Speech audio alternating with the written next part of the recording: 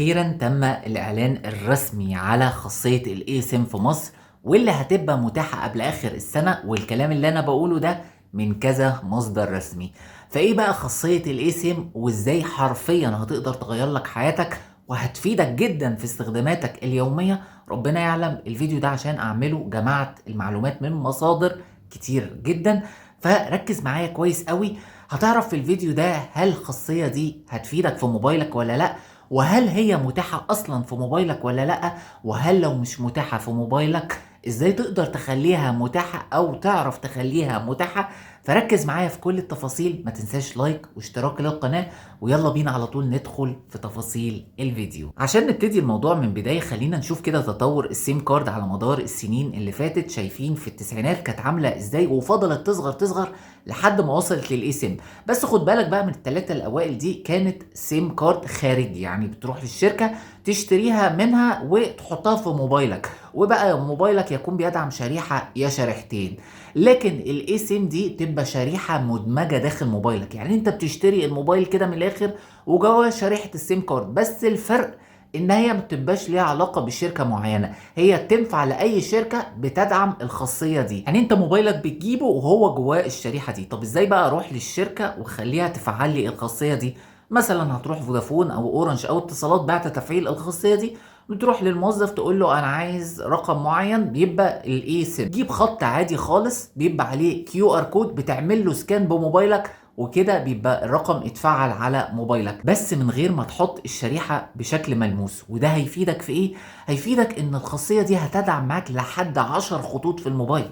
يعني لو موبايلك بيدعم شريحه او شريحتين، لا انت مش مضطر تجيب موبايل تاني عشان يكون معاك خطوط اكتر. بس طبعا ال10 خطوط دي هتقدر تفعل منهم خطين على الموبايل وتبدل بينهم. يعني انت مثلا في مكان الشبكة فيه افضل فانت هتشغل الخط التالت وهكذا. وكمان هيفيدك لو انت واحد بتسافر كتير ومش شرط بقى كل بلد تطلع من المطار وتروح تجيب خط، لا انت من الاخر كده هتجيب الخط اونلاين من اي شركة من الشركات، زي مثلا شركة ايرلو. بتدخل على التطبيق وبعد كده بتسجل وتشتري مثلا الخط من البلد الفلانيه وتعمل سكان للكيو ار كود، والخط يبتدي يشتغل معاك بمجرد ما تنزل من مطار البلد، بحيث بقى ما تعطلش نفسك وتضطر تروح هنا وهنا عشان تجيب الخطوط. وكمان الخاصيه دي هتفيدك لو لا قدر الله موبايلك ضاع او اتسرق، هتقدر تتتبع موبايلك بشكل افضل من لو الشريحه موجوده، لانها بتبقى اصلا مدمجه داخل موبايلك. مش شرط الشخص اللي ياخدها يروح مطلع السيم كارد، لا ده لازم بقى يفك الموبايل كله. الكلام ده هيبقى اسهل شويه في تتبع الموبايلات. وطبعا هتلاقيني سايب لك الرابط بتاع تطبيق ايرلو في وصف الفيديو. لو انت بتسافر كتير والخاصيه دي موجوده في موبايلك هتقدر تستخدم التطبيق ده. طب ازاي بقى اعرف ان موبايلي موجود فيه الاي سيم ده ولا لا؟ لان مش كل الموبايلات اكيد فيها الخاصيه دي.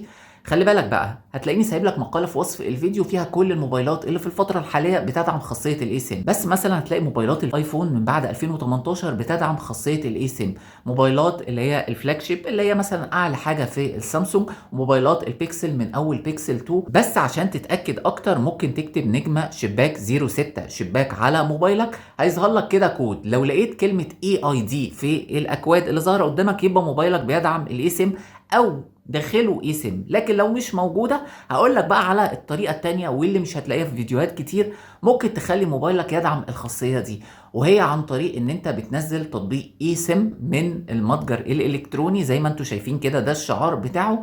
بعد ما تنزله التطبيق بيقرا كده موبايلك وبياناته ويقول لك الموبايل ده هينفع يتحط له اي سيم ولا لا. من الاخر كده الشريحه دي بتشتريها بشكل خارجي، بتحول موبايلك انه بيدعم خاصيه الاي سيم. بتشتري شريحه بتدعم بقى كل الخطوط، نفس الفكره كأن موبايلك جواه الاي سيم. بس طبعا خلي بالك كل الكلام اللي انا بقوله ده هيبتدي بشكل تدريجي داخل مصر. بمجرد تفعيل الخاصيه هتلاقي مثلا محلات بتبيع شرايح الاي سيم، هتلاقي خاصيه الالو ابتدت تتفتح داخل مصر، هتلاقي الكلام ده كله ابتدى يحصل بالتدريج. لكن انا بفهمك اللي بيحصل في الدول التانية اللي هي اصلا مفعله خاصيه الاي سيم. طب واحد دلوقتي هيقول لي يعني انا مثلا لو عندي 3 4 خطوط هل مثلا لازم اجدد الباقه لده ولده ولده؟ لا، هم هيعملوا قدام حاجه اسمها شيرد كوتا، اللي انت بتشتري كوتا مجمعه لكل الخطوط مع بعض، بحيث لما تيجي تجدد تجدد لواحد ويتوزع ما بينهم.